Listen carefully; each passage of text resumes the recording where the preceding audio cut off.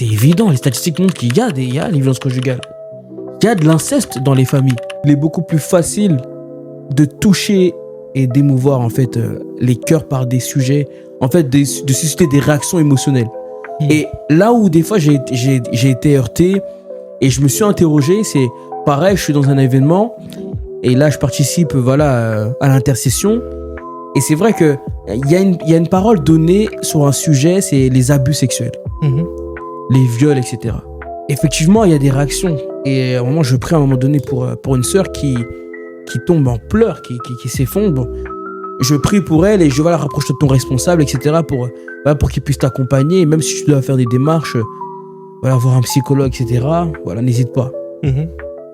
Mais après, quand j'étais en réflexion, je me suis dit, est-ce que des fois, il n'y a pas un piège qui se dresse devant nous? C'est que, je me suis posé la question, en fait, je bute.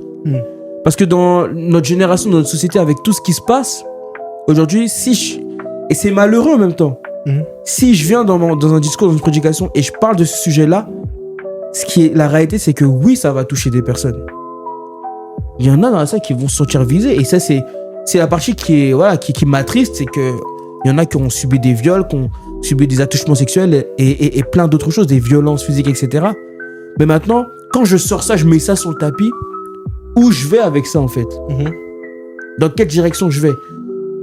Et il y a cet aspect-là, oui, on annonce le Christ qui délivre, qui a franchi de toutes nos souffrances, etc.